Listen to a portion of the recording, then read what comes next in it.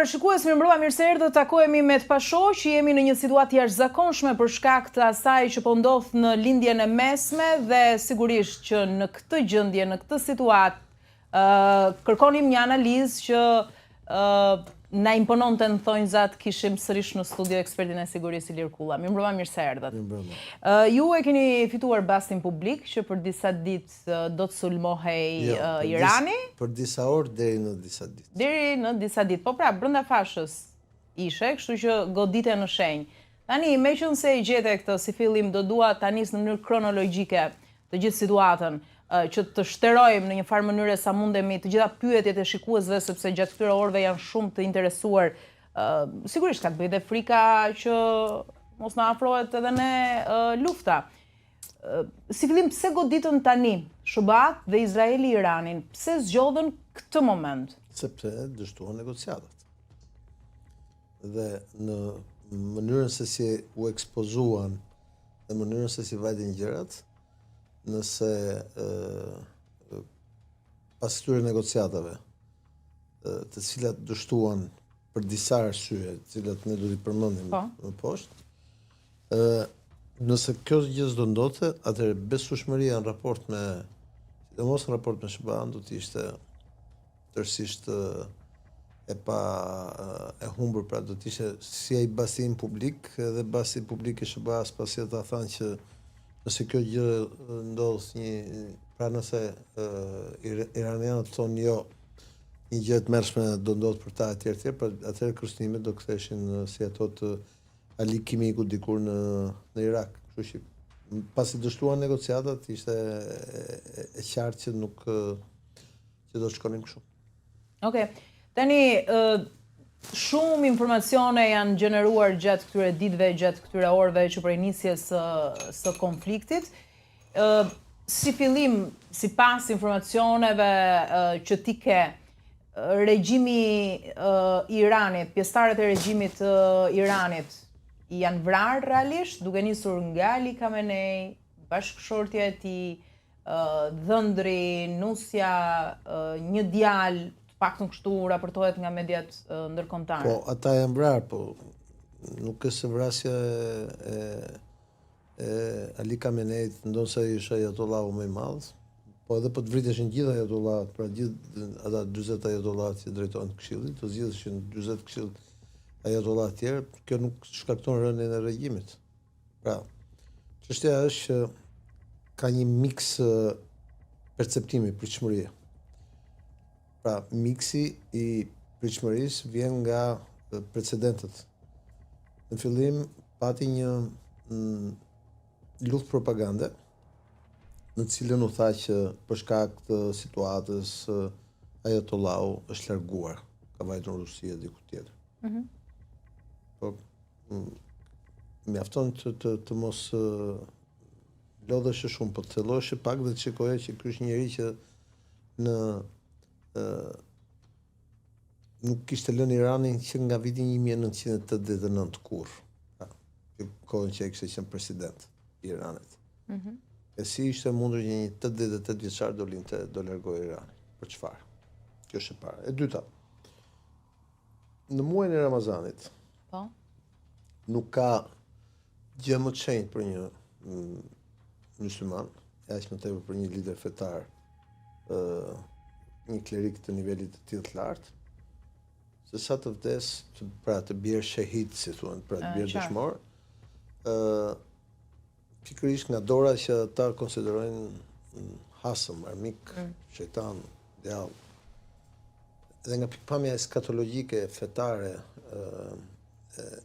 doktrinare, ideologjike, ky është maksimumi që mund të marrësh si rezultat. Pra, sepse nga pikpamja teologjike, ajo lloj vdekje është lindje pastaj.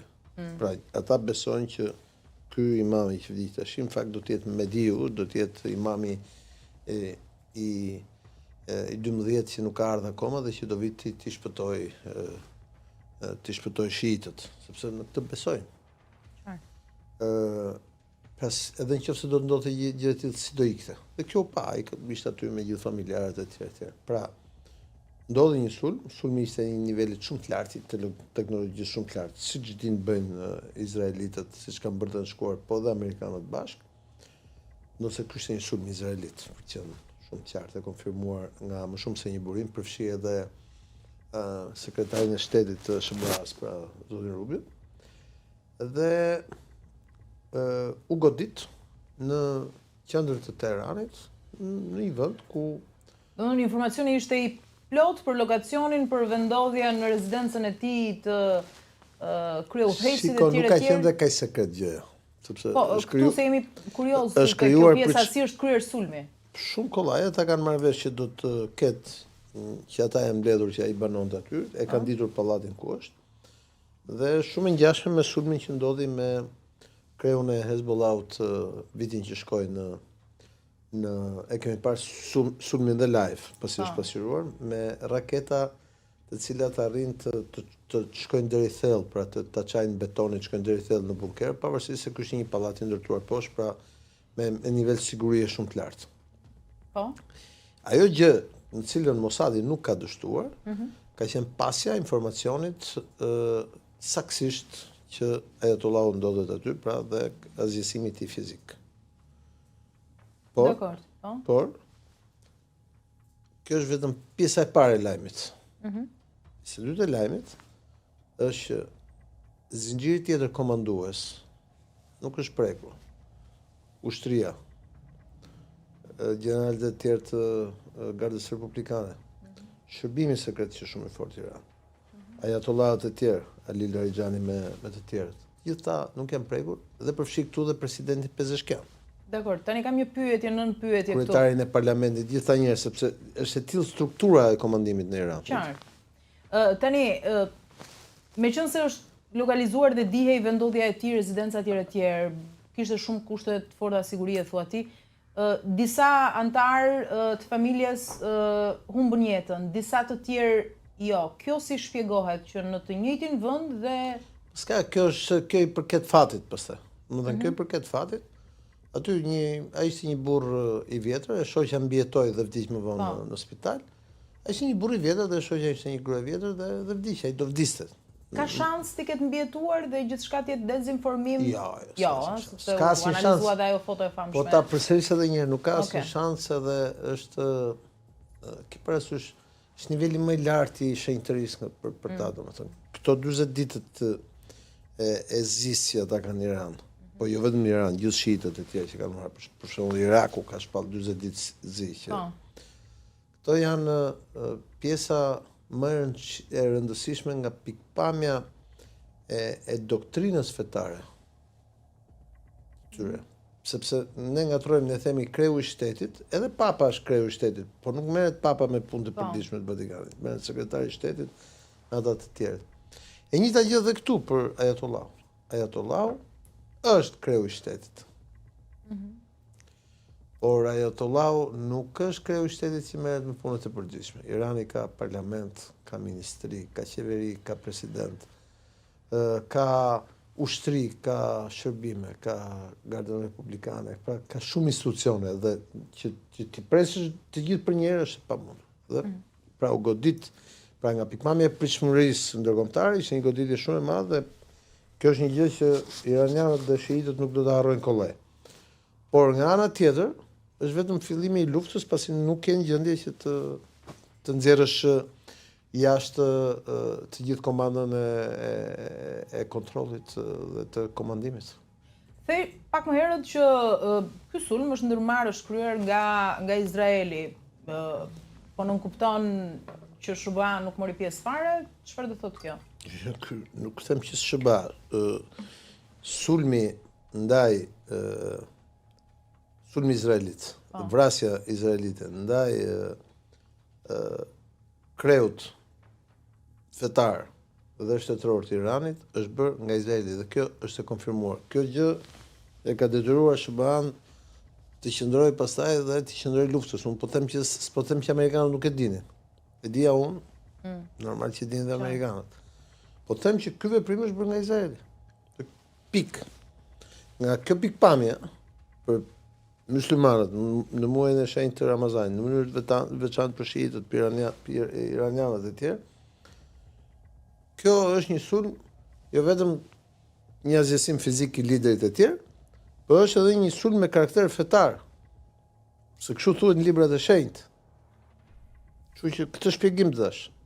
Ka rëndësi as dini amerikanët, nga pikpamja e pritshmërisë, edhe përgjigjes, kjo merr karakterin e një lufte e plotë një lufte fetare. Trump u bind pasi shkoi foto? S'ka rëndësi. Trumpin e kanë informuar shërbimet e veta që kjo gjë është bërë dhe ajo gjë mbaroi se presidenti edhe në rastet e mëparshme, edhe kur ka qenë Obama që u vra Bin Ladeni, edhe në kohën e Bushit, gjithmonë është njëri që e merr informacionin, domethënë sapo shërbimet ose autoritetet që kanë japin. Kjo punë nuk kishte shumë rëndësi Trumpit, nga ky sulmi duhej një lajm që ta shpenzonte politikisht dhe të lajm e pati. Tani, situata ka përshkallëzuar ndjeshëm edhe gjatë këtyre orëve. Çdo minutë të hysh në mediat ndërkombëtare, çdo minutë gjen një informacion të ri. Situata është kaotike, është zgjeruar konflikti në 12 lokacione tashmë, po synohet e gjithë lindja e mesme, duket si pas asaj që thuhet që është skenari i Khameneit dhe po zbatohet nga regjimi që la pas. Nga ana tjetër kemi Trumpin që nuk tërhiqet dhe thot kam të gjithë arsenalin e nevojshëm për ta vazhduar dhe përjetësisht këtë konflikt. Si dhe sa do të zgjas, si do të precipitoj, mendon? Shiko, nuk kishte Khamenei që la për Rusi të bëhet kështu. Irani është një vend shumë i strukturuar. Irani është një shtet, ky Irani sotshëm është një shtet 500 vjeçar. Është një persët janë një kom nga më të lashtat në botë. Këta persët e sotshëm të këtij Irani sotshëm kanë pas universitet 1300-1400 vjet përpara. Dhe është normale që një shtet i tillë t'i ketë planet për një ditë, për ditën e Qiametit. Pra nuk është se ne do prisim, unë prisja këtë gjë, unë kam qenë qartë që kjo do ndodhë. Edhe ata vetë nuk është se e kanë shmangur, duke thënë që nëse na sulmoni, ne do i vëmzjarrin gjithë. Po, lindjes. Madje ku të mundemi. Po. Nga kjo pikpamje nuk ka asnjë ndryshim pritshmërie. E vetëm gjë është që ne na çon atë pyetje që ju me drejt bëni. Pra, vjen pas, what's next? Dhe unë po të them që o kjo punë përfundon për maksimumi 10-2 javë, ose ne dal nga dal do tërhiqemi dhe duket që kësa radhe nuk është si radhën e parë, kësa radhe është serioze gjë. Sepse akoma këto 4-5 ditë e para ne s'kemi parë gjë, këto 5-6 ditë e para sa u bë tash. Akoma ne kemi parë vetëm atë mirë, sulme kemi parë, po. Në fakt s'kemi parë gjë në krahasim me forcën shkatërruese që kanë të dyja palët. Po, të dyja palët, po, patjetër. Dhe kjo që kemi parë është vetëm le të themi një provës e vogël e asaj që Trumpi dje, nuk ka ardhur akoma sulmi i madh. Po, ndërkohë edhe ata nuk kanë bërë sulmin e madh. Se duhen parë të dyja anët e gjës. Pra, ju me drejt thoni çfarë do ndodh, what's next? Nëse nuk ka rrugdalje nëpërmjet negociatave në 1 javë, 2 javë, maksimumi 2 javë, ne dal nga dal po tërhiqemi drejt një lufte më të madhe me karakter global. Që do të thotë? Lufta e tretë botërore? Që do të thotë hapet mundësia që të përdoren arsenalet bërthamore ose kimike të dyja palëve, do të thotë që siç u zgjerua në rajon lufta, mund të kemi një përplasje shumë të madhe që mund të shkojmë drejt një lufte tre botërore. Potenciali... Me këto na friksove tani. Nuk ke nevojë të friksohesh, duhet të bëjmë analizën e gjërave të fakte. Jo, dakord, po them që... Duhet bëjmë analizën e gjërave të fakte. Sot keni parasysh që Irani ka dëshmuar me fakte, që pavarësisht miliardave pafund të shkatëruar të harxhuara për të ndërtuar mbrojtje ajrore të niveleve shumë të larta, edhe nga Izraeli, po jo vetëm nga Izraeli, edhe nga Amerikanët, madje edhe sistemet TAD nuk po funksionojnë. Irani ka ndërtuar një teknologji ushtarake dhe ka aftësi kibernetike dhe i hap rrugën edhe mundësisë të përdorimit të armëve të pista që i quaj unë, armët bërthamore, në kushtet e mbrojtjes, sa da janë gjetur në kushte lufte, në kushtet e mbrojtjes, dhe nga ana tjetër, fuqia më e madhe botërore që SBA-ja ka çuar një flot, ka çuar një sasi trupash në atë rajon, që nuk e kishte çuar që nga lufta e parë e Gjirit në vitin 1990, dhe kemi dhe Izraelin që është një superfuqi rajonale. Të gjitha vendet e tjera që janë aty rrotull, Pakistani që është fuqi bërthamore, Afganistani që ka trashëguar gjitha armët që vijnë nga koha që Afganistani kontrolloi nga perëndimi. Përtej Afganistanit kemi Kinën, që dhe Kina është fuqi bërthamore. Rusia është mbi Iran, që është fuqi bërthamore. Turqia është ushtria e dytë e NATO-s. Plus këto vendet e tjera që ndikohen apo kontrollohen nga Irani, si në rastin e Irakut, Bahreinit apo ku diun këto vende të tjera, e deri në Siri dhe Liban, apo deri tek ne në Evropë, të gjitha këto preken o drejt për drejt o indirekt, pa u